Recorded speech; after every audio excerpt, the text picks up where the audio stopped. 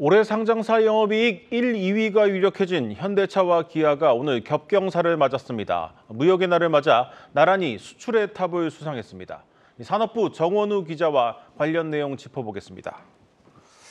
정 기자, 먼저 이 현대차와 기아가 수출을 얼마나 했길래 오늘 상까지 받은 겁니까? 네, 말씀하신 대로 수출의 탑을 수상을 했는데요. 현대차는 300억 달러, 그리고 기아는 200억 달러를 돌파해서 수출의 탑을 수상을 했습니다.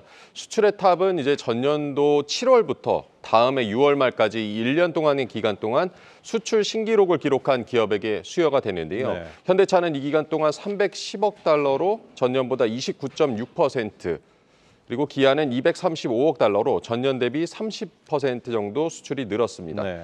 현대차와 기아가 이 수출의 탑을 수상한 것은 지난 2012년이었는데요. 올해가 이제 11년 만에 동반 수상을 하게 된 겁니다. 수출의 탑은 이 경쟁 개념이 아니고요. 그 자신의 기록을 넘어선 기업에게 주는 상입니다. KG 모빌리티 같은 경우도 그 10억 달러 수출의 탑을 수상하면서 완성차 업체들의 수출 성과가 최근에 두드러졌다는 점을 확인할 수가 있었습니다. 네, 현대차와 기아가 올해 나란히 상장사 영업이익 1, 2위를 차지할 것이 유력한데 결국 이 수출의 힘이었다는 걸 좀 증명한 셈입니다. 그렇습니다. 현대차와 기아는 이 글로벌 생산 기지가 있지만 결국에는 이제 국내가 핵심 생산 기지입니다.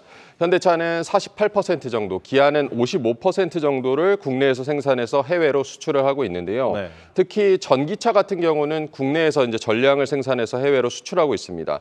전기차 수출 같은 경우도 2020년에 11만 대 수준이었는데 2022년 내는 21만 대로 2배 가까이 증가를 했고요. 현대차와 기아가 지난해 글로벌 판매가 684만 대였는데 도요타, 폭스바겐 그룹에 이어서 3위로 올라섰습니다. 네. 올해도 이미 11월까지 674만 대, 그러니까 작년 거의 연간 판매량에 거의 근접을 한 것인데요. 지난해보다 7.6% 판매가 늘어서 올해는 700만 대를 넘어설 것으로 보이고 2년 연속 글로벌 톱 3에 들어갈 것으로 보입니다. 네, 그런데 내년에도 이런 추세가 이어질까 하는 의문이 드는 시점입니다. 이 전기차 판매 둔화에 대한 우려가 계속 나오고 있지 않습니까? 어떻게 전망되고 있습니까? 네, 최근 이 주요 연구기관들의 자동차 산업 전망을 보면 올해만큼의 성장은 힘들다는 것이 일관된 전망입니다.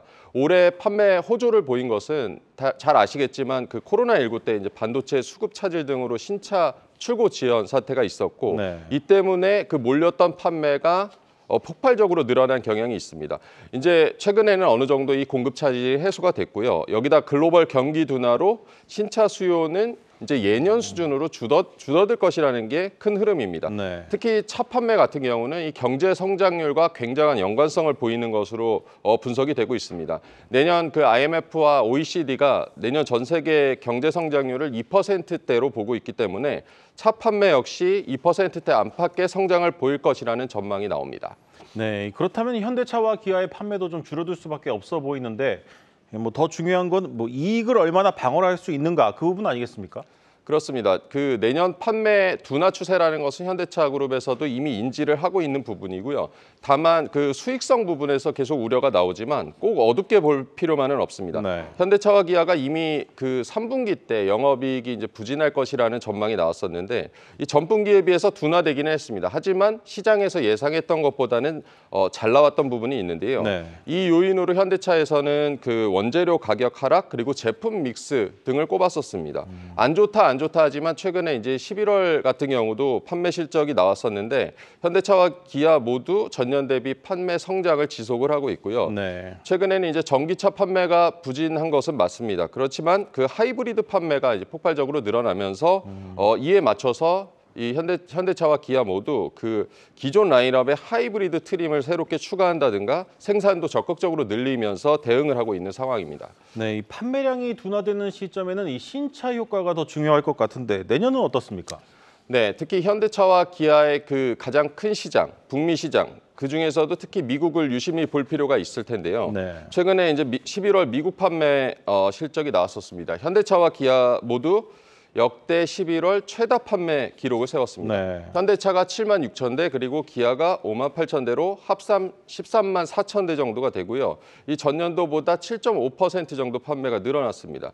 특히 RV 판매 비중이 77%를 넘어서 역대 최고 수준으로 올라갔는데요. 네. 이 많이 팔리는 모델들을 보면 현대차 같은 경우는 산타페 그리고 투싼 뭐 이렇게 나오고 기아도 스포티지가 10,000대 이상 팔리면서 주력 판매 모델로 자리 잡고 있습니다. 네. 특히 최근에 이제 국내 시장에서 그 현대차 그 신형 산타페 그리고 기아는 신형 소렌토가 국내 판매를 이끌고 있는데 두 모델이 아직 미국에는 출시가 안 됐습니다. 내년에 이제 미국에 출시가 될 예정이고 네. 두 모델 모두 스테디셀러이기 때문에 이 판매 기대를 걸고 있습니다. 정리해 보자면 이제 내년 전체적인 판매 둔화 추세 속에서 이 신차 출시와 그에 따른 이제 판매 믹스 효과, 제품 믹스 개선 효과를 얼마나 발휘하느냐가 현대차와 기아의 내년 실적을 판가름할 것으로 보입니다. 네, 잘 들었습니다.